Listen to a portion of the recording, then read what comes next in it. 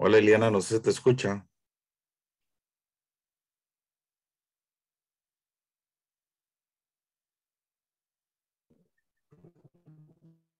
Sí, sí, se escucha. Sí, hoy sí me escuchan. Ahora sí. Perfecto, muchísimas gracias entonces por notificarme. Como les empezaba comentando, dándole las gracias en primer lugar por acompañarnos en este seminario, este webinar gratuito que estamos realizando con un conferencista que nos acompaña desde Costa Rica para hablar sobre la temática de estándares del PMI para gerencia de proyectos enfocados a la construcción. Muchísimas gracias a todos por hacer espacio en su agenda y por supuesto por finalizar semana con nosotros.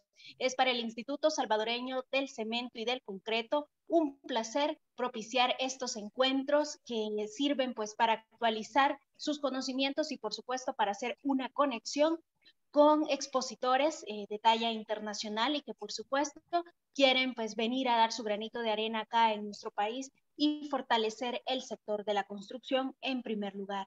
Así que permítanme antes de iniciar bienvenida. Permítanme presentarles el conferencista de esta tarde. Es el ingeniero Marlon Velázquez González. Él tiene licenciatura en Ingeniería Civil de la Universidad Autónoma de Centroamérica de Costa Rica. Es máster en Business Administration de la Escuela de Negocios de Edimburgo de la Universidad Heriot-Watt en Reino Unido. Posee también maestría en Administración de Proyectos certificada por el PMI y, por supuesto, con la Universidad para la Cooperación Internacional de Costa Rica. Posee también especialización en organización, planificación y equipos de obra de la Universidad Politécnica de Madrid en España. Cuenta también con una especialización en seguridad para la edificación de la Universidad Politécnica de Madrid, España, y asimismo es especialista universitario de entornos virtuales de aprendizaje en Argentina por la Virtual Educa. Asimismo, el ingeniero Velázquez es experto en la gestión de contratos de asociaciones públicas y privadas, conocida por sus siglas como CAF. Asimismo, es certificado como Project Management Professional por el PMI, lo que nos trae pues al encuentro de esta tarde acá a través de Zoom. Reiterarles que este es un formato que hemos venido realizando de manera virtual, así que más que un webinar o un seminario convencional, es una forma para que ustedes también puedan sentirse familiarizados y uno a uno con el conferencista, así que pueden hacer sus consultas a través del chat, por supuesto, y también por medio de micrófono. Nos pueden levantar su mano electrónica y estaremos atentos con el ingeniero Velázquez para sus consultas. Si no, al final también de la sesión realizaremos este espacio para que ustedes puedan participar. Así que sin más preámbulos, voy a dejar de compartir mi pantalla para que demos paso al ingeniero Marlon Velázquez, que nos acompaña desde Costa Rica. Muy buenas tardes, ingeniero. Un placer tenerlo acá con nosotros. Sí, muy buenas tardes. Primero que todo, quisiera agradecer al Instituto Salvadoreño del Cemento y el Concreto por la oportunidad que me da de poder desarrollar este webinar. Para mí es un placer y un honor poderme dirigir hacia los profesionales ubicados en el hermano país del Salvador, y para mí es un honor tener la oportunidad de poder dirigirme hacia ustedes. En principio, lo que quisiera, vamos a proyectar acá.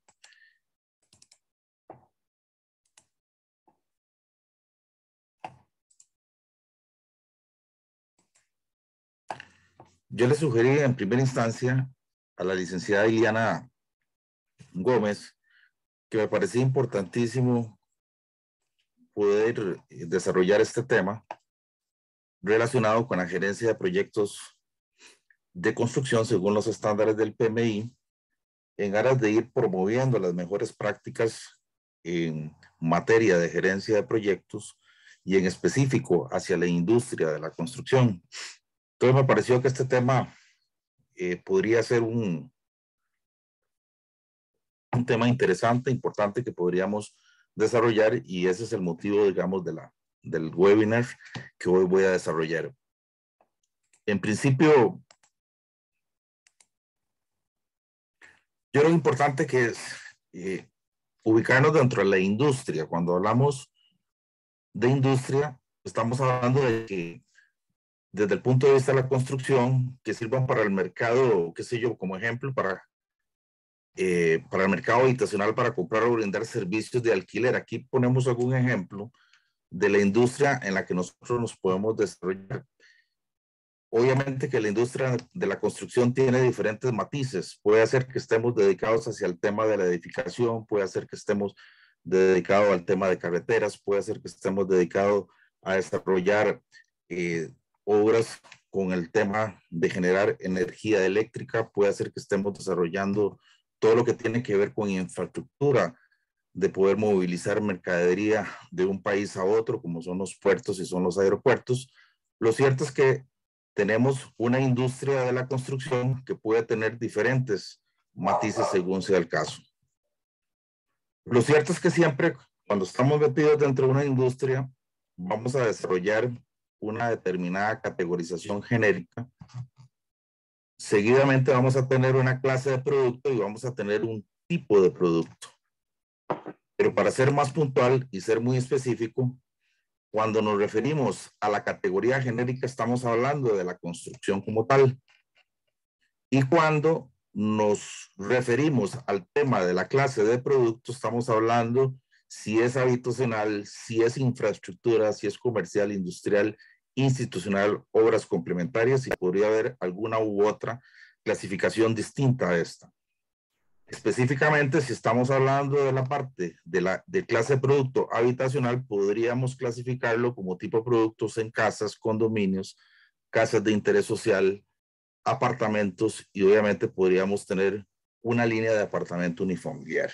Lo cierto es que cada una de estas podríamos clasificarlas según sea el caso, y lo cierto es que las empresas y también en este caso los gobiernos suelen enfocarse, dependiendo de los objetivos estratégicos que tengan como organización, a desarrollar los diferentes tipos o categorías genéricas, clases de producto y tipo de producto en la industria de la construcción. ¿Por qué hago yo esta introducción? Porque tanto desde el punto de vista privado como desde el punto de vista gubernamental, es importante ubicarnos que siempre tiene que los proyectos como tal van enfocados a generar productos como tal, y eso es importantísimo tenerlo claro. Cuando desarrollamos un proyecto tiene esa particularidad que siempre vamos a tener como resultado un producto en particular, que en este caso podría ser un edificio, podría ser una carretera, podría ser un ferrocarril, etcétera. Lo cierto es que siempre las organizaciones van a tener una planificación estratégica y van a tener un norte hacia dónde dirigirse. Ese norte siempre va a estar guiado por una misión. A su vez definimos una visión, definimos cuáles van a ser esos objetivos y metas medibles, y ahí vendrán las diferentes iniciativas que nos van a permitir cumplir con esa planificación estratégica. Dentro de esa planificación estratégica, siempre para poder cumplir con los objetivos estratégicos, vamos a tener programas y proyectos. De igual forma, vamos a tener las operaciones normales dentro de una organización, pero lo cierto, los que estamos habituados hacia las empresas que tienen que ver con la ingeniería, la arquitectura, la construcción, vivimos principalmente de los programas y los proyectos. En ese sentido, podemos observar como parte del gobierno corporativo que puede tener una organización, ya sea tanto público como privada, siempre vamos a tener las operaciones normales y vamos a tener la administración de proyectos, que a su vez, esta puede tener una división a nivel estratégico, como lo es un portafolio. Podemos tener también programas, que son una serie de conjuntos de proyectos y programas dentro de este, y podemos también tener, obviamente, la administración de los proyectos. Voy a poner un ejemplo muy sencillo. Cuando un banco decide desarrollar una sucursal en alguna parte del país para tratar de buscar abarcar una zona geográfica en específico, tenemos que el banco decide aprobar los fondos y construir, en este caso, la sucursal en una zona geográfica de un determinado país. En el momento que toma la decisión de desarrollarlo, estamos gestionando un determinado proyecto, porque desde ese momento hasta el momento que tengamos la sucursal ya construida y funcionando, eso es lo que podemos denominar como un proyecto. ¿Qué sucede? En el momento que ya en la operación, podemos decir, un momentito, por favor, podemos indicar, vamos a ver aquí, disculpen, es que se me perdió la pantalla.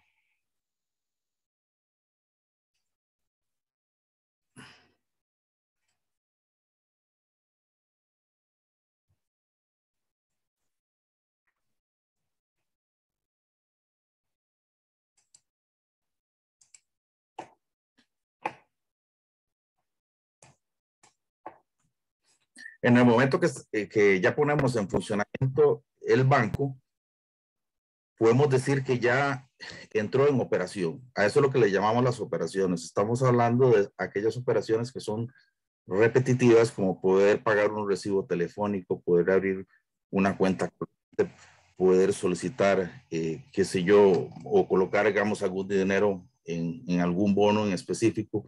Esas son las operaciones del día a día. Cuando los bancos toman la decisión de hacer un cambio de su plataforma tecnológica o quiere construir alguna sucursal en alguna parte del país, etcétera, podemos denominar eso como un proyecto. Entonces ahí vemos la diferencia en lo que respecta a la administración de los proyectos y lo que respecta a la administración de las operaciones. Entonces, la mayoría de las organizaciones tenemos, puede ser que tengamos en volumen un poquito más de administración de operaciones que administración de proyectos, o al revés. Hay, por ejemplo, empresas como las constructoras que su razón de ser son la administración de los proyectos. Obviamente tendrá la administración de algunas operaciones, pero su fuerte son la administración de los proyectos. Pueden haber algunos entes gubernamentales como los que se abocan a la construcción de carreteras, por poner un ejemplo, que tengan un portafolio de todo el país, que tengan algunos programas aprobados por alguna entidad internacional y que a su vez esté administrando diferentes proyectos, ya sea de mantenimiento, de construcción y demás. Lo cierto es que vamos a tener estos dos matices desde el punto de vista del gobierno corporativo, y obviamente lo que nos aboca en este webinar es de tocar todo lo relacionado con la administración de los proyectos. En ese sentido, cuando nosotros estamos analizando de dónde nacen los proyectos, podemos decir que podemos tener como varias raíces. Una, el sector de privado, donde podemos ver los diferentes moles, podemos ver los diferentes proyectos inmobiliarios para brindarle habitación a los habitantes. Pueden haber, qué sé yo, algunos proyectos muy puntuales que sean de origen del sector privado. El gobierno, obviamente, con la construcción de cárceles, con la construcción de escuelas y colegios, carreteras, etcétera, y también la asociación de ambos, tanto del gobierno como del sector privado, para poder desarrollar proyectos de infraestructura. Principalmente podemos observar cuando tenemos las famosas asociaciones público-privadas que permiten desarrollar de manera conjunta proyectos de infraestructura. Lo hemos visto en carreteras, lo hemos visto en represas hidroeléctricas, en cárceles, en escuelas, colegios, etcétera. Lo cierto es que dependiendo de esa magnitud del proyecto, podemos desarrollarla con una alianza de ambas partes, tanto del gobierno como del sector privado. Lo cierto es que, indistintamente de su origen, o digamos quién lo promueva, siempre vamos a tener razones del por qué hay que desarrollar dichos proyectos. Por ejemplo, una de las razones o de la génesis de los proyectos es crear, mejorar o reparar productos y procesos de servicios, satisfacer las solicitudes o necesidades de los interesados, implementar o cambiar las estrategias de negocio o tecnológicas, cumplir requisitos regulatorios legales y sociales. Por ejemplo, si en El Salvador, en una zona rural, se necesita poder conectar esa zona rural con algún puerto, con algún aeropuerto para poder sacar los productos, entonces se hace o se crea la necesidad de poder construir una carretera desde esa zona de producción hasta el lugar donde se van a trasladar se van a exportar los productos. Lo cierto es que de igual forma, las transnacionales, cuando quieren aprovechar alguna economía pujante, decide de invertir estratégicamente en ese país para aprovechar ese crecimiento económico que se está dando. Por ejemplo, en el caso de China o India, que han sido como las economías en las últimas 2 décadas que se han desarrollado en mayor escala, hemos visto cómo las transnacionales, por un tema estratégico, se han ubicado en esos países y han construido muchas infraestructuras para poder producir y obviamente seguir manteniéndose dentro del mercado en un esquema muy competitivo. Puede hacer que también por aspectos regulatorios se haga necesario desarrollar alguna infraestructura y también por la simple necesidad de algún cliente que quiera desarrollar algún proyecto en particular. Lo cierto es que, indistintamente de las razones, siempre van a haber un origen de proyecto. Y lo cierto es que los que estamos inmersos en esta temática, cuando se crea la necesidad, es importante desde el puro inicio hasta el puro final poder gestionar los proyectos de una manera profesional y de una manera adecuada. En ese sentido, es importante ubicarnos en el concepto que es la gerencia de proyectos. La gerencia de proyectos es la aplicación del conocimiento, habilidades, herramientas y técnicas para conseguir o exceder las necesidades, expectativas de los stakeholders a través de un proyecto. De aquí quisiera hacer hincapié que a veces no solamente es un tema de conocimiento. Yo puedo tener conocimientos en el área de la ingeniería civil, electromecánica y demás. Puedo tener también alguna expertise en ciertos temas, pero cuando estamos inmersos en un proyecto no solamente es un tema de conocimiento. Aquí se hace indispensable tener habilidades, lo que le llaman las famosas habilidades blandas, que nos permitan de una manera adecuada conducir los proyectos. Y aquí esta capacidad de poder conducir, de poder dirigir, de poder comunicar, de poder negociar, de poder resolver conflictos. No hay un solo proyecto que yo conozca que no haya habido un conflicto.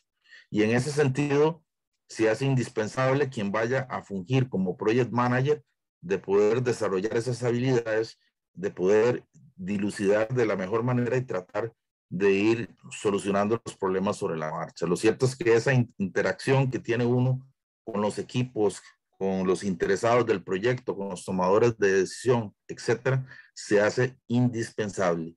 Entonces, aquí vemos que no solamente es conocimiento, sino también habilidades, el uso de herramientas y técnicas para, obviamente, conseguir o exceder las necesidades y expectativas de los stakeholders que van a estar participando dentro del proyecto. Entonces, teniendo claro este concepto de gerencia de proyecto, podemos observar a nivel internacional que existen diferentes organizaciones que están inmersas en la temática de la administración de proyectos. Y aquí podemos ver algunas, obviamente hay un montón, hay algunas organizaciones australianas, japonesas, que no las vamos a mencionar, pero lo cierto es que lo que se ve más de este lado del continente, podríamos mencionar estas organizaciones que tienen matices un poquito distintos, pero que al final y al cabo todas están directamente relacionadas con la gerencia de los proyectos. Por ejemplo, podemos observar aquí el IPMA, que es el International Project Management Association. Esta organización es una organización que está ubicada en Suiza, que ha desarrollado estándares en materia de las competencias que deben de tener los project managers para poder, obviamente, gestionar un proyecto. La diferencia es que está enfocada más hacia las personas, por eso habla de competencias, su estándar. Entonces, ese tiene, digamos, como esa particularidad. De igual forma, tiene certificaciones que son reconocidas a nivel internacional para los que quieren desarrollar esta actividad de Project Manager, y obviamente si quieren ser reconocidas en algunas otras partes del mundo, están las certificaciones que ellos emiten en niveles de D, C, B y A. Por otro lado, tenemos la Association Project Management, que es británica, que también tiene una serie de estándares en materia de gestión de proyectos.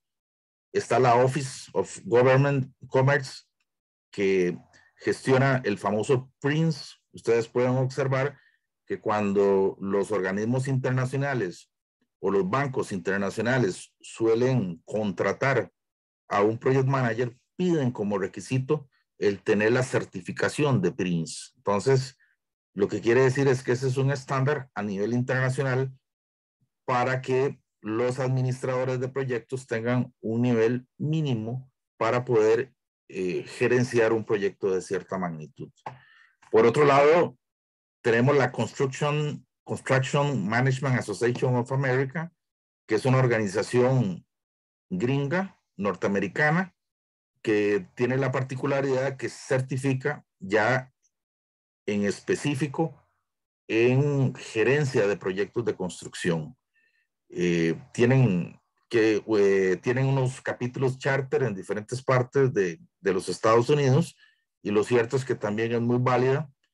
A nivel de ISOs, la ISO en un determinado momento armó diferentes equipos multidisciplinarios que estaban vinculados con el PMI, con el IPMA, con los que han desarrollado el PRINCE y demás, y lograron sacar una norma internacional para las empresas y medir o tratar de instaurar los procesos necesarios en materia de gerencia de proyectos. Entonces, se retroalimentaron y lograron desarrollar esta norma. Entonces, las empresas que quieran certificar que tienen mejores prácticas en materia de dirección y gestión de proyectos, pueden hacerlo mediante la ISO 21500. Entonces, obviamente que la ISO también ha venido tocando el tema de la gerencia de los proyectos. Por otro lado, tenemos el Scrum. Tenemos el Scrum, que ha desarrollado metodologías ágiles. Eso es digamos que son estándares que ha tomado mucho auge en los últimos años, sobre todo en materia de software. También es aplicable, digamos, en materia de ingeniería y construcción, solo que hay que discernir en qué momento podría ser adecuado la aplicación de dichas metodologías. Y cerramos aquí con el Project Management Institute, que es como el estándar más utilizado de este lado del continente, que ha venido desarrollando ediciones y obviamente ha sido asumido como parte o como guía en muchas organizaciones y por muchos profesionales en toda la América Latina y América del Norte, en Europa y prácticamente en todo el mundo. Por el sondeo que se ha venido haciendo, el Project Management Institute es el que tiene mayor membresía, tiene mayor cantidad de certificaciones en materia de profesionales que quieren dedicarse a eso, y lo cierto es que es la organización más preponderante y más importante en materia de gerencia de proyectos. Lo cierto es que esta, por mi información, es donde vamos a darle el énfasis en este tema de la gerencia de los proyectos. Bueno, aquí vienen algunos resúmenes ya muy específicos de cada una de las organizaciones. Como les decía, la CMAA, ¿verdad? Estamos hablando que es una asociación de la industria dedicada a la práctica de la gestión profesional de la construcción, y representan a más de 16,000 miembros, incluidos propietarios del gobierno federal, estatal y local del sector privado, consultores de la construcción, proveedores de tecnología, académicos y organizaciones legales todos con un objetivo común, mejorar la infraestructura de nuestra nación. Entonces, ellos tienen la particularidad que administran como un todo el proyecto, administran los costos, el tiempo, los contratos, la calidad, se da una práctica profesional y también se enfocan a los riesgos y a la seguridad. Entonces, esos son los enfoques mediante el cual han desarrollado sus estándares. Por otro lado, como les decía, el IPMA es una organización sin ánimo de lucro con sede en Suiza y tiene una red de asociaciones. Ellos tienen una base de competencias, repito, esta es como la única de los que mencioné que se dedica, digamos, a las competencias de los project managers. Los otros son enfocados hacia procesos en la gestión de proyectos, que eso es un elemento importante a tomar en consideración como un elemento diferenciador.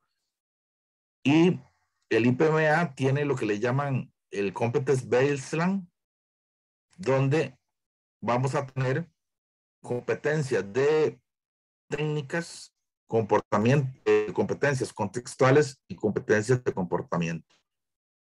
¿Qué significan esas? Y lo vemos aquí en el ojo.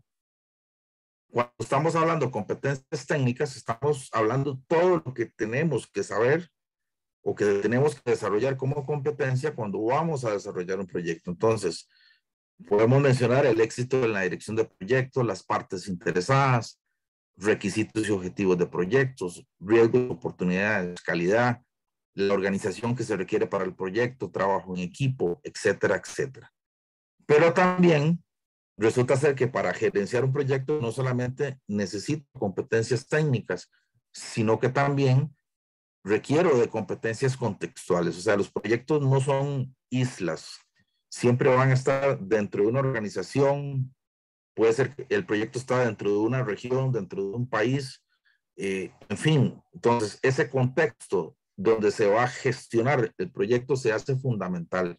Por eso es que el IPMA menciona las competencias contextuales donde hay que desarrollar esa orientación hacia proyectos, hacia programas, carteras, que son un poquito mayor al enfoque de proyectos, y obviamente habrán negocios, habrán aspectos transversales de la organización que van a afectar obviamente el proyecto como tal.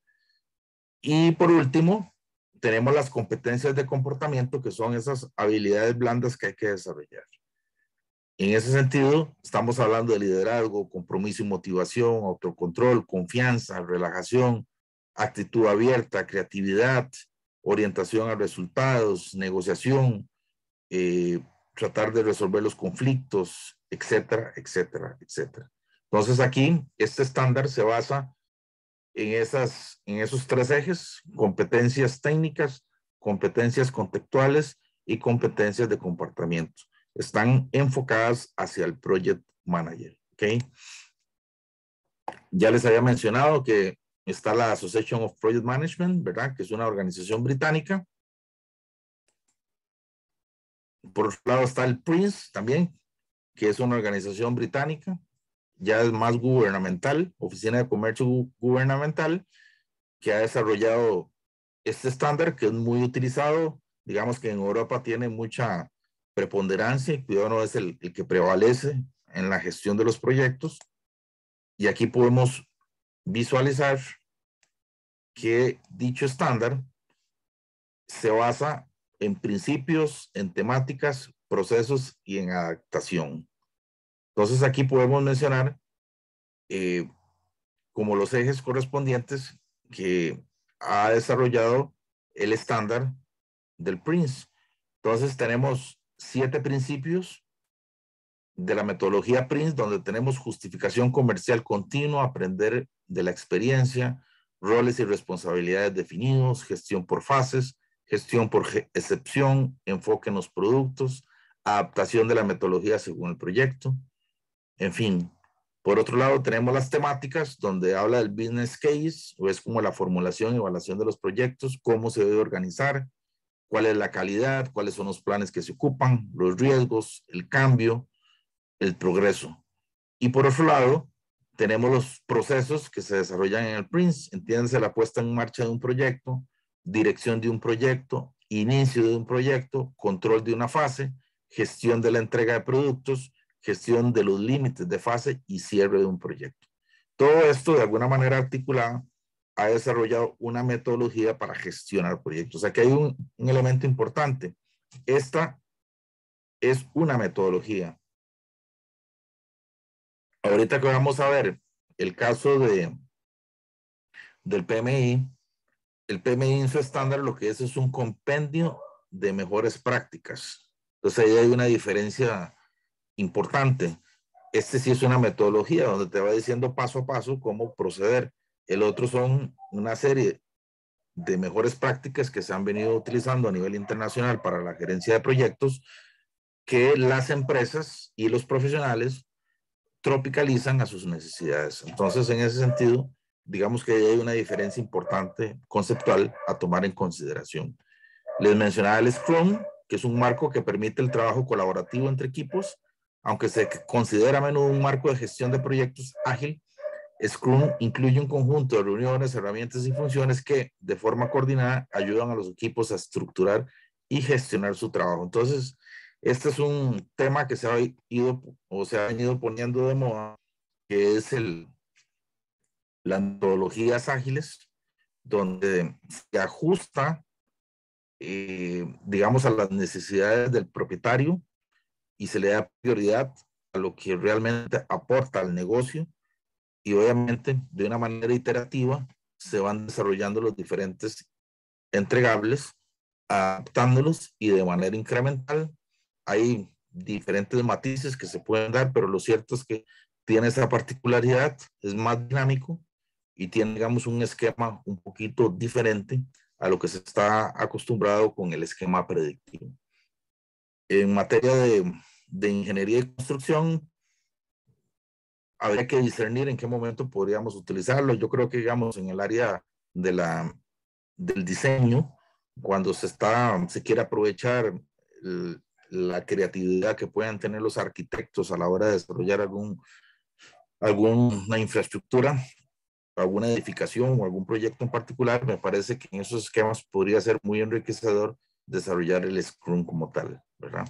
Lo cierto que eso va a depender del project manager, de cuál enfoque metodológico quisiera aplicar cuando tenga alguna de las fases del proyecto. Y la última, que es el que nos interesa tocar un poquito más, tenemos el Project Management Institute, conocido como el PMI. Es una organización sin fines de lucro dedicada a los temas de administración de los proyectos a nivel internacional. Ha desarrollado estándares en materia de administración de proyectos, en programas, en portafolio de programas, en oficinas de proyectos, en modelos de madurez, etcétera. Tiene una serie de estándares relacionados con el tema de la administración de los proyectos. El estándar, aunque aquí sí quiere hacer una pequeña aclaración, que es basado en la 6ª edición del PMBOK, se basa, digamos, en 10 áreas de conocimiento y en los famosos grupos de procesos. ¿Cuáles son esas áreas de conocimiento? Integración, alcance, tiempo, costo, calidad, recursos humanos, comunicaciones, riesgos, adquisiciones e interesados. Y en el caso de los grupos de procesos, estamos hablando de procesos de inicio, de planificación, ejecución, control y cierre. Ahora bien, aquí quiero hacer una salvedad porque ya salió de la 7ª edición, nada más que el PMI hizo un viraje muy sustancial de enfoque y en ese sentido, esa actualización y de lo que he podido leer hasta el momento, lo que cambia obviamente tal vez son, como reiteradamente lo digo, el enfoque, pero al final termino no aterrizando con las mismas herramientas. Es prácticamente, son las mismas herramientas, nada más que ahora, digamos que teniendo una visión algo distinta de cómo estructurarlo. Pero al final, ambos esquemas son válidos para poder, obviamente, gestionar los proyectos. Para efectos de la exposición, estamos enfocados hacia el estándar de la 6ª edición. Y en ese sentido, cuando analizamos el estándar del PMI define como proyecto que es un esfuerzo temporal que se lleva a cabo para crear un producto, servicio o resultado único. Entonces vean qué sencillo. Se hace un esfuerzo temporal que se lleva a cabo para crear un producto o puede ser un servicio. Y obviamente cada uno de ellos es un resultado único. Entonces siempre, además de eso, vamos a tener un inicio y un final, obviamente para poder obtener ese producto o servicio como tal.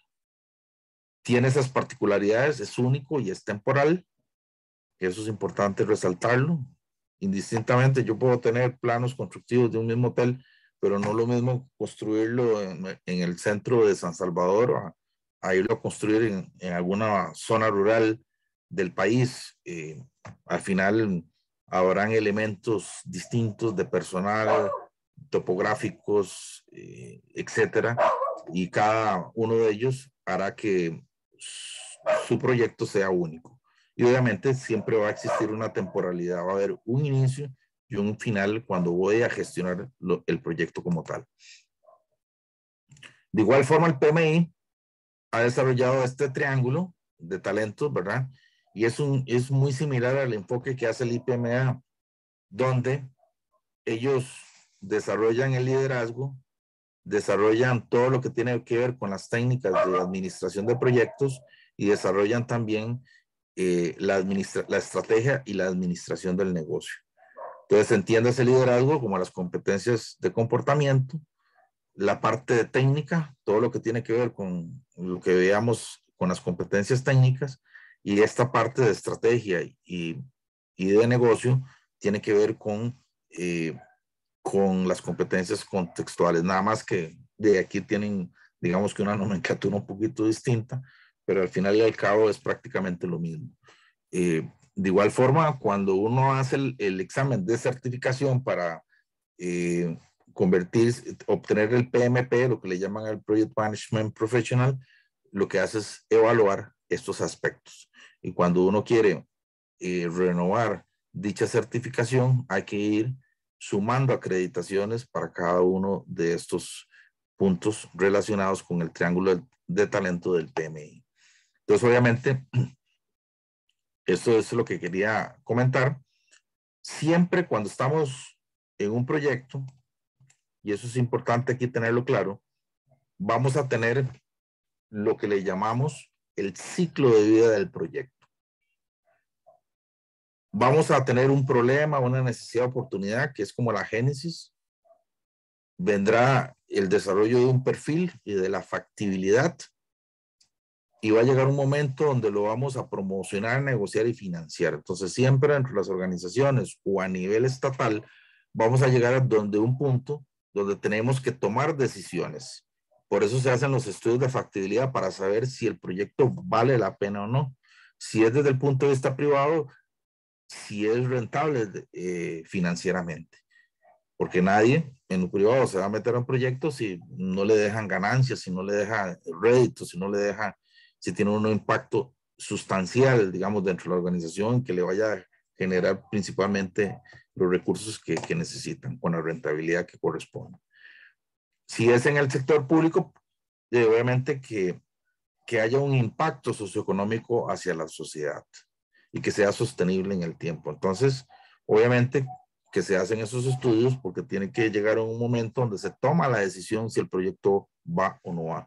Eso que estamos comentando es lo que le llamamos a la fase inicial de formulación y evaluación de los proyectos. Cuando ya se toma la decisión como tal de poder querer desarrollar ese proyecto o programa, o como ustedes gusten, empezamos a aplicar los estándares ya en detalle establecidos por el PMI. Pero lo cierto es que esta parte estratégica está más vinculada con la gestión de portafolio, con la gestión de programas, donde se toma a nivel estratégico la decisión si un proyecto va o no va. En el momento que se toma la decisión, entonces empieza a aplicar el estándar del PMI para la gerencia de proyectos. Y eso uno lo echa a notar porque en los procesos de inicio, cuando se habla del acta de proyecto, indica que una de sus entradas se refiere al famoso business case, que al final el caso de negocio es prácticamente lo que llamamos la factibilidad en aras de ver si la propuesta es viable y obviamente que esté alineada a los objetivos estratégicos de la organización. Entonces aquí, obviamente, tomada la decisión, se da la administración de proyectos. Al final del proyecto vamos a obtener el producto, entiéndase la infraestructura, la carretera, el edificio, la cárcel o el colegio, en fin, y luego entramos en operación y mantenimiento. ¿Cuál es la diferencia, por ejemplo, entre un administrador de proyectos y un administrador de empresas? Bueno, que el administrador de proyectos tiene un inicio y un final, da el producto. En el momento que inicia la operación, obviamente, corresponde, digamos, al administrador de empresas garantizar de que su operación y funcionamiento sea lo más adecuado. Ahora bien, en las organizaciones, los profesionales o los que estamos metidos en esta temática, hacemos de todo un poco. No es que nos dedicamos solo a proyectos, también nos metemos en la operación y en funcionamiento, ¿verdad? Entonces, a veces puede ser que tengamos doble camiseta o doble camisa, que estemos inmersos en ambos, o puede ser que estemos solamente circunscritos en la gestión de los proyectos, pero lo cierto es que dependiendo de la organización, obviamente puede darse, digamos, una combinación de ambos. En ese sentido, yo creo que este tema del ciclo de vida de proyectos siempre es importante tenerlo claro y que como profesional saber dónde estamos ubicados. Puede ser que yo ni siquiera participe en la formulación y evaluación de los proyectos, que ya esa fase inicial sea más a nivel estratégico de los tomadores de decisión. Entonces ya me dicen a mí, ok, me toca, ya lo aprobaron, de aquí en adelante me toca gerenciar. O puede ser, cuando son empresas muy pequeñas, las famosas pymes, como son muy pequeñas, como decimos aquí en mi país, es soy la, ¿verdad? Hace de todo. Soy la que limpio, soy la que barro, soy la que escribo, soy la que llamo por teléfono. Entonces me toca hacer de todo, desde la formulación a la evaluación y luego gerenciar y luego operar. Y eso suele suceder en las empresas pequeñas. Ya cuando son organizaciones más grandes, por lo general, digamos que este rol o esta competencia suele segregarse un poquito más y pueda que participe uno o pueda que no. Pero lo cierto es que esto es lo que le llamamos el famoso ciclo de vida del proyecto, donde se focalizan los project manager y los estándares relacionados en materia de gerencia de proyectos. Viéndolo, digamos, desde otro enfoque, aquí podemos ver las famosas fases de un ciclo de vida de proyecto. Entonces, cuando hablamos de un ciclo de vida de proyecto de construcción, tenemos esta parte de la formulación, la factibilidad de los diseños estratégicos, que era lo que estábamos comentando hace un rato. Cuando se toma la decisión, procedemos a planear, a desarrollar los estudios básicos y preliminares y empezar a desarrollar, gestionar todas las contrataciones. Entiéndase, por ejemplo, la gestión de la contratación del diseño. Luego vendrá el diseño detallado como tal. Cuando ya tenemos los diseños, podemos proceder a licitar para construir o si hay alguna relación contractual de manera directa. Lo cierto es que se da la fase de construcción, obra civil, instalaciones, etcétera. Y finalmente, para entrar en operación, se pone en marcha, se hacen las pruebas finales y se inicia con los mantenimientos. Esto es lo que le llamamos el ciclo de vida del proyecto y lo vemos por fases. Vean que en relación de tiempo versus grado de elaboración y de costo, siempre la fase de la construcción va a tener la mayor erogación en recursos. Por eso es que aquí cambia la pendiente y echamos a notar que en esa fase en específico es donde se van a requerir más recursos. Cuando tenemos ese ciclo de vida, aquí es donde viene ya la especificidad del estándar. Cuando vamos a gerenciar un proyecto, definimos un alcance. ¿Cuál es el alcance del proyecto? Tenemos que tener certeza de que puede ser que yo defina que sea una infraestructura, pero que no vaya incluido el mobiliario o no vaya incluido cierto equipo. Por eso es que es importante definir el alcance o si está incluido todo.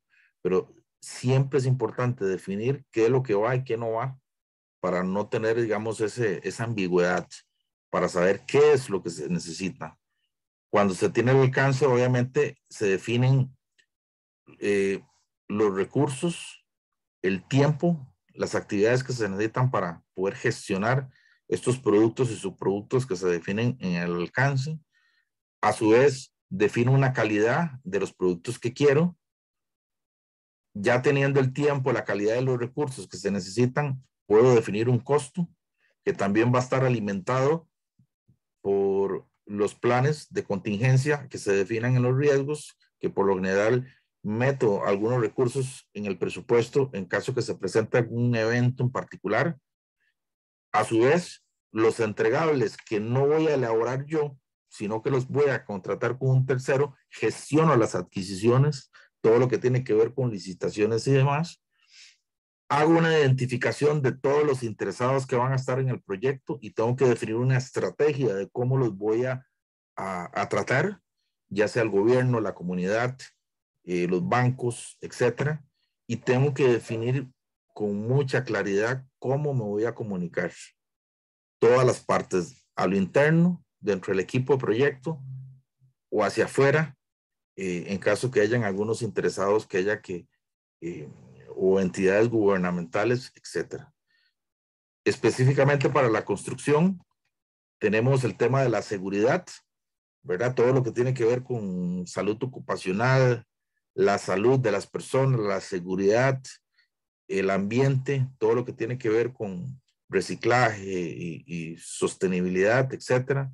Y obviamente el tema del financiamiento, sobre todo cuando tenemos algún apalancamiento con alguna entidad bancaria, se hace necesario establecer los procesos para tener un adecuado vínculo con el ente que nos está financiando. Y todo eso tiene que estar de manera integral desarrollado.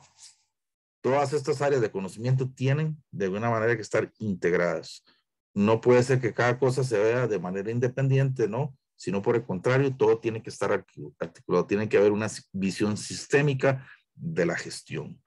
Entonces, todo esto se planifica, se ejecuta, se hace la comparación de lo planificado y lo ejecutado, que es el control, y se cierra.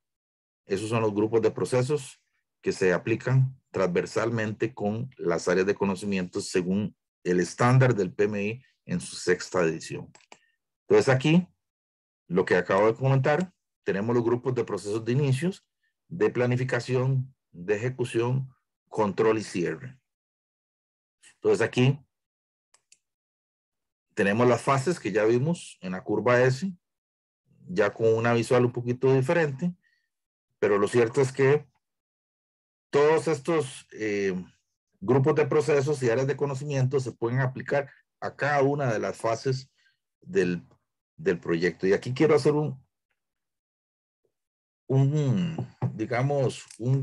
hacer una pausa,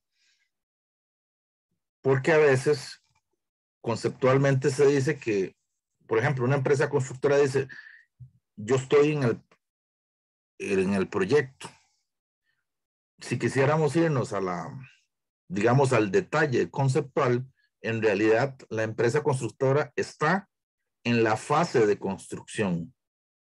No está, puede ser que no haya participado en la factibilidad ni en los estudios en la fase de diseño detallado. La constructora, si bien es cierto, se acostumbra a decir que uno está en el proyecto, obviamente, pero si quisiéramos hilar fino, estamos hablando de la fase de construcción, ¿ok? Entonces las empresas constructoras participan en una de las fases de todo el ciclo de vida de la construcción. Las empresas consultoras dedicadas al diseño puede hacer que solo participen en el diseño detallado y que se contrate a otra empresa para que inspeccione a la empresa constructora y constate que lo que se puso en planos se esté ejecutando, ¿ok? Pero lo que quiero resaltar es que todo el ciclo de vida del proyecto de construcción tiene sus fases y puede hacer que no participemos en todas y que dependiendo de la camiseta que tengamos puesta, puede hacer que participemos en una u otra fase. O si soy el que estoy de project manager de todo el proyecto, probablemente tenga que participar en todas las fases. ¿Ok? Otro elemento importantísimo, que es una categorización de proyectos. Podemos mencionar que los proyectos de construcción o las obras podríamos dividirlas en dos grandes ejes. Están las obras concentradas y tenemos las obras lineales. Cuando hablamos de obras concentradas, estamos hablando de edificación, de energía y telecomunicaciones y de logística de transportes. A su vez, en el caso de la edificación, estamos hablando de edificios, urbanizaciones, casas. En el caso de energía y telecomunicaciones, de represas, geotérmicos, eólicos y solares. Y en el caso de la logística y transporte, puertos, aeropuertos, etc. Obras lineales podríamos dividirlas en dos. Cuando es transporte y por otro lado la conducción. Transporte, ¿qué sería? Carreteras y ferrocarril. Y en el caso de conducción, cuando se trata de tuberías de gas, combustible, etc. ¿Por qué se hace esta categorización? Porque no es lo mismo definir una estrategia para una obra concentrada que una obra lineal. Cuando tenemos obras lineales, uno observa que tenemos varios frentes. Cuando estamos construyendo una carretera, usted puede definir varios frentes como para ir avanzando y luego conecta los puntos. Cuando está uno en una obra concentrada, puede hacer que a veces no se pueda dar esa condición, sobre todo si es un edificio, ¿verdad? Usted tiene que ir de manera secuencial, ir subiendo los niveles según sea el caso, pero no puede manejar varios frentes, ¿verdad? Entonces, es importante tener claro, digamos, esta categorización en aras de definir esa estrategia requerida para, y aquí tenemos algunas fotografías de estas obras concentradas, edificios, aeropuertos, puertos, represas hidroeléctricas, y las obras lineales como carreteras, ferrocarriles, y obviamente algunos oleoductos que se puedan tener. Para cerrar, el Project Management Institute maneja certificaciones en materia de gerencia de proyectos. Está el profesional en dirección de proyecto, el más conocido como PMP. Este servidor es certificado como PMP. Si ustedes quieren sacar ya el CAM, que es la certificación que demuestra que tienes el conocimiento y comprende la terminología de los procesos fundamentales de la dirección de efectiva de proyectos, este es como un pre al PMP. También tenemos el profesional en análisis de negocios, el profesional en dirección de programas, el profesional en dirección de portafolios, el profesional en gestión de riesgos. Y hay algunas otras certificaciones que también en menor escala, que de alguna manera la organización hace constar de que usted tiene las competencias y la experiencia necesaria para poder aplicar. Estas certificaciones son muy reconocidas a nivel internacional y obviamente como que es parte de la globalización en aras de que los profesionales que estamos ubicados en Centroamérica, de igual forma tenemos las competencias para poder desarrollar algún proyecto en Asia, en Europa y en cualquier otra parte del mundo. Básicamente ese es grosso modo, los puntos que quería desarrollar en materia de gerencia de proyectos enfocado hacia los estándares del PMI. Cada una de estos grupos de procesos, entiéndase de inicio, planificación, ejecución, control y cierre, y las áreas de conocimiento, entiéndase el alcance, calidad, cronograma, costo, adquisiciones, riesgos, comunicaciones, recursos, interesados, integración y las específicas del área de construcción, entiéndase todo lo que es seguridad ocupacional, la parte ambiental y de financiamiento, es parte de lo que el estándar del PMI desarrolla en aras de que se tomen como una guía de mejores prácticas y que podamos utilizar esa guía de mejores prácticas para poderlas tropicalizar a los proyectos que gerenciamos en el área de la construcción. Entonces, esa es la importancia. Todos estos estándares, lo importante es extraer lo que podríamos utilizar y que podrían ser útiles para una adecuada gestión, para poder desarrollar una gestión profesional y que nos permita cumplir los objetivos estratégicos de nuestras organizaciones. Recordemos que los proyectos no son una isla independiente, por el contrario, siempre van a estar alineados a los objetivos estratégicos de la organización, y cuando logremos la eficacia y la eficiencia de poder ejecutarlo y que logremos cumplir con las expectativas del cliente, obviamente vamos a cumplir con esa planificación estratégica que haya definido la organización como tal. Básicamente, estos son los puntos de mi exposición y agradecerles ahí el espacio para haberles expuesto y que me hayan escuchado durante esta hora. No sé si tienen alguna pregunta y con todo gusto estamos aquí a la orden.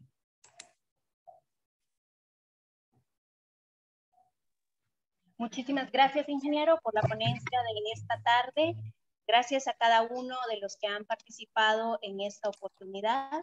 Es en este momento en que vamos a darles la apertura a todos para que puedan realizar sus consultas. Las consultas las pueden hacer a través del chat, como ya les poníamos por ahí para que nos pudieran escribir, o también lo pueden hacer a través de sus micrófonos de manera directa con nosotros. Igual pueden levantar su mano electrónica. Esto lo hacen yéndose al menú de participantes y en una esquina le aparecerán 3 puntitos. En esos 3 puntos le aparece levantar mano o de forma inmediata también en el menú de participantes. Tenemos ya tenemos una consulta y es, ingeniero, si su área de experiencia ha sido en el área civil o ha ampliado su campo de acción. Sí, bueno, yo he estado metido principalmente en la gestión de proyectos de edificación.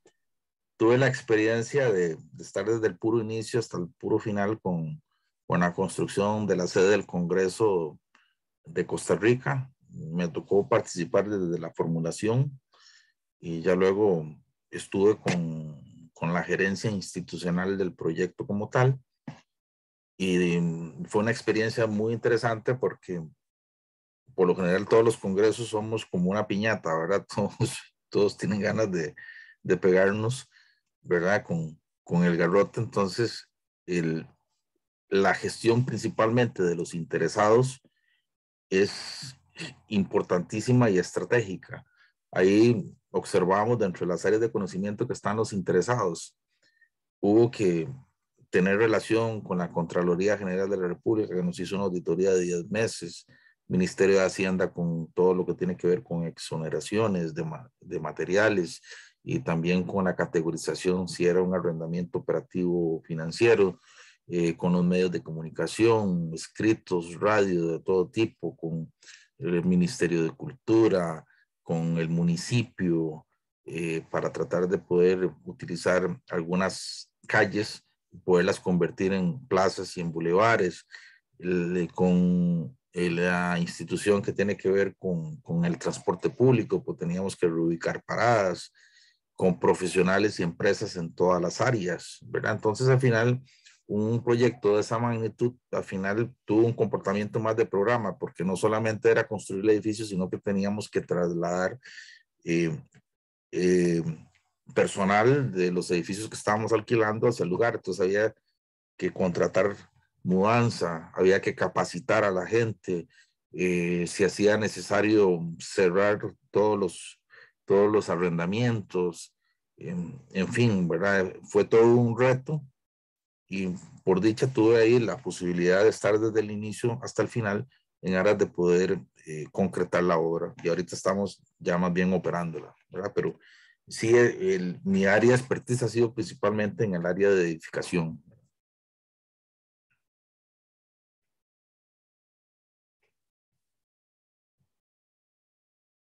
No se te escucha.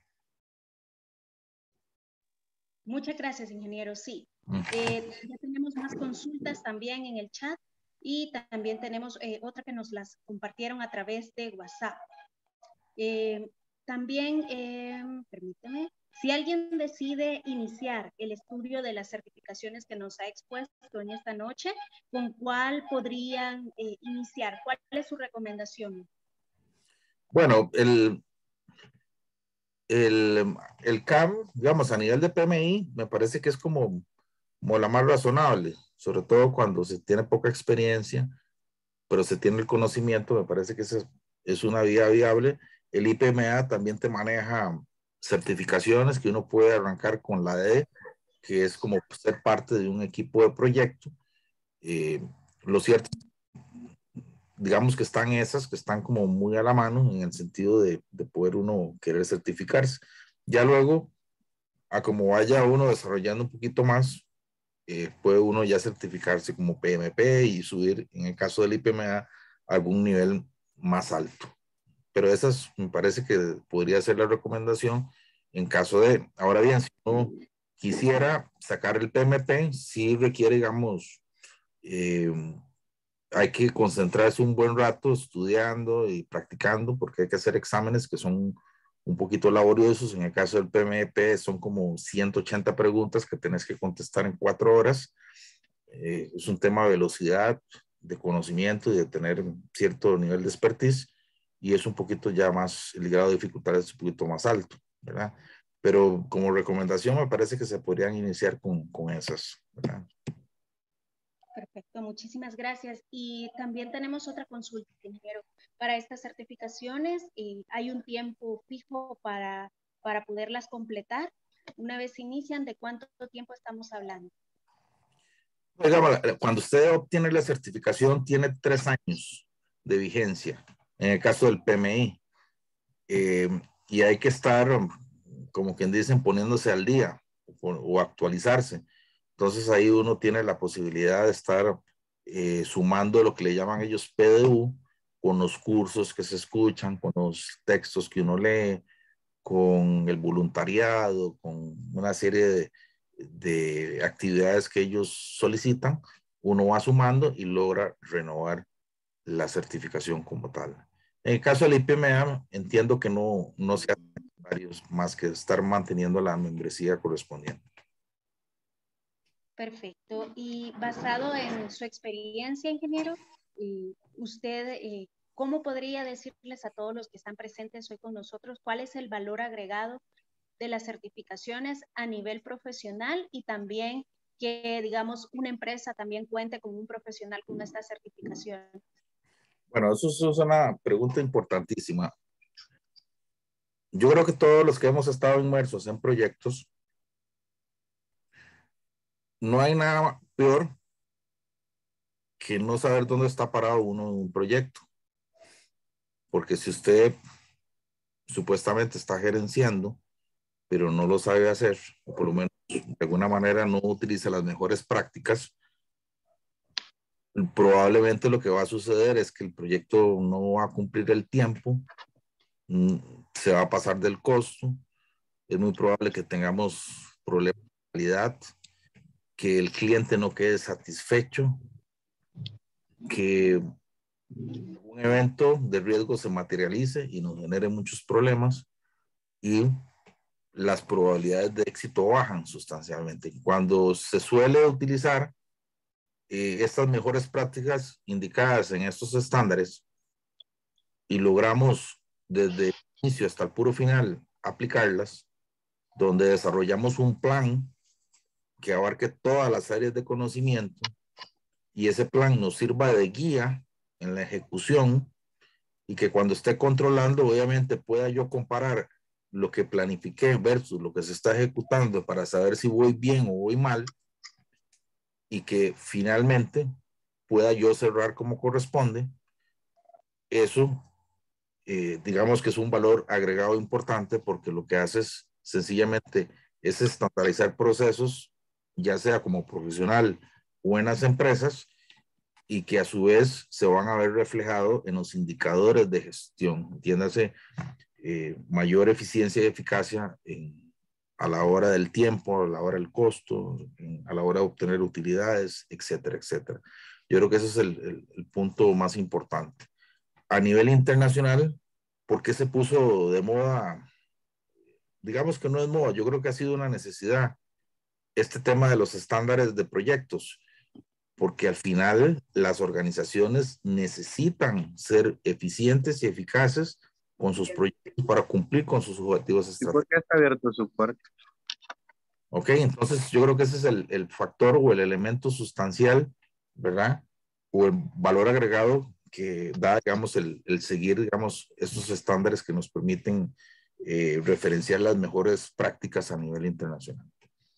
Perfecto, muchísimas gracias. Tenemos la mano levantada de uno de los asistentes, el señor Rafael Renderos. Adelante. Puede abrir su micrófono. Buenas noches. Una consulta, ingeniero. En base a su experiencia, al finalizar un proyecto, ¿cuáles son los parámetros de medición que usted puede decir que ha sido eficiente o exitoso un proyecto? Gracias. Ok, muy bien. En primera instancia, cuando uno planifica un proyecto, se supone que de previo hay una definición del alcance, un tiempo y un costo. En los planes siempre vamos a tener varios indicadores. Hay un indicador que se llama el PV, que es el valor planeado. Hay otro que se llama el AC o el costo actual. Y el otro que se le llama, o la sigla es EV, que es el Air Value o valor ganado, donde usted con esos tres indicadores durante toda la gestión va a ir midiendo cómo va el desarrollo del proyecto. Y se requieren esos tres para tener, como quien dicen, el termómetro del proyecto o la radiografía del proyecto. Y sobre la marcha me va a permitir tomar decisiones adecuadas, si la cosa va mal o va bien, y al final me doy cuenta si fue eficiente desde el punto de vista de dinero y de tiempo. Pero el asunto es no darse cuenta, digamos, al puro fin. Un montón de dinero, no, sino que ir midiendo sobre la marcha todo lo concerniente. Entonces, al final, la idea es que yo haga una gestión para que me pueda circunscribir dentro del alcance, el tiempo y el costo establecido, ¿verdad? Y que obviamente me genere rentabilidad. Yo creo que eso es al final lo esencial, porque meterse en un proyecto para que me genere pérdidas, yo creo que ninguna empresa y ningún profesional anda buscando eso. Por eso es que es importante desarrollar todas esas áreas de conocimiento enfocadas en los diferentes grupos de procesos que nos garanticen un resultado adecuado. A veces en los proyectos, por poner un ejemplo, de ahí se da un cambio, no se documenta y cuando nos damos cuenta hubo un pleito entre las partes porque ese cambio el propietario daba por un hecho de que eso iba incluido y el que está ejecutando dice, no, eso no estaba incluido, pero tenía que hacerlo y yo necesito que usted me lo reconozca.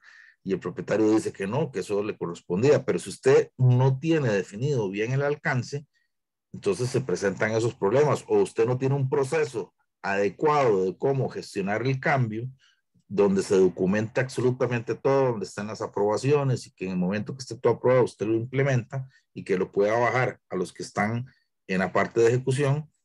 A eso es lo que me refiero, ¿verdad? Entonces, por eso es que esos indicadores que le mencionaba son importantes irlos monitoreando de inicio hasta el final para garantizarnos de que la cosa salió bien, ¿verdad?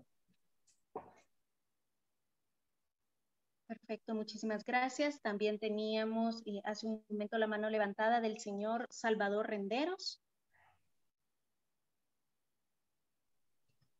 Sí, buenas noches. Era yo con la misma pregunta. Ah, perfecto. También nos consultaban si íbamos a grabar la sesión. Así es, estamos grabando la sesión de esta noche y la vamos a estar compartiendo posteriormente a través de nuestro canal de YouTube y por supuesto redes sociales. Recordarles que el Instituto Salvadoreño del Cemento y del Concreto está en Instagram, Facebook, LinkedIn, YouTube y también pueden visitar nuestra nueva página web www.isic.net. Tenemos la mano levantada de Ever Antonio Moreno. Adelante.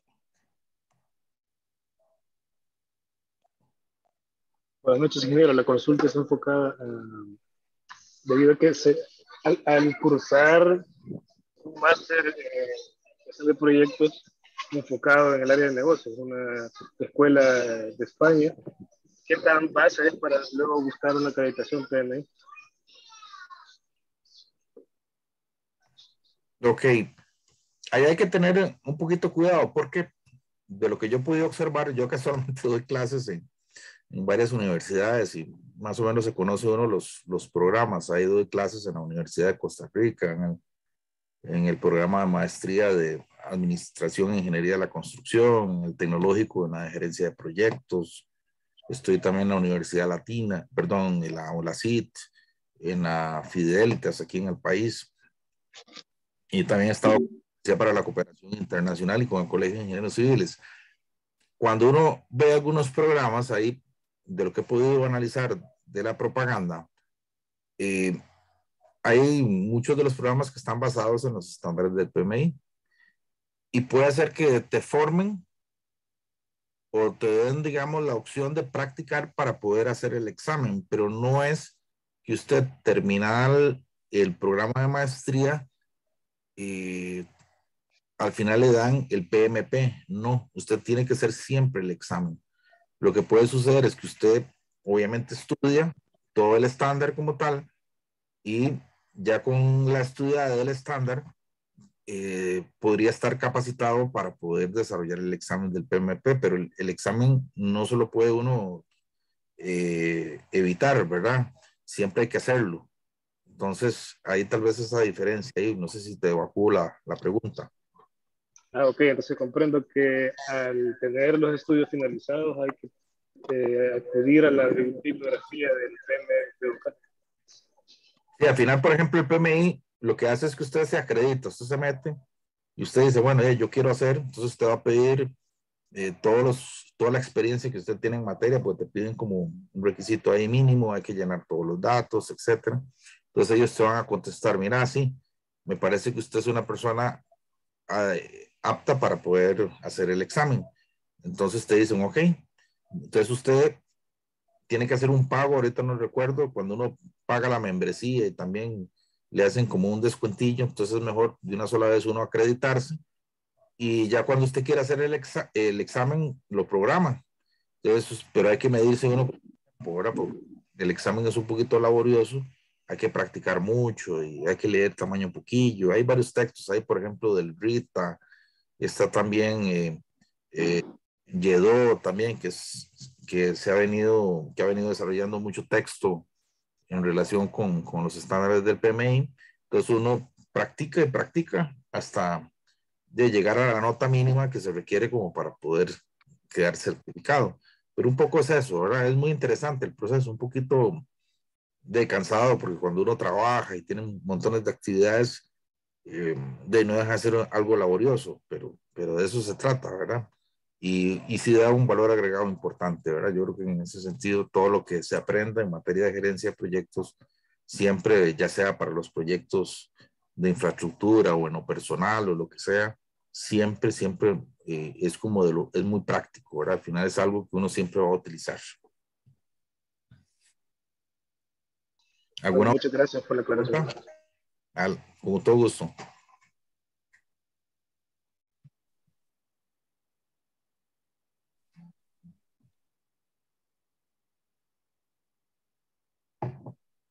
Bueno, creo que no tenemos más consultas.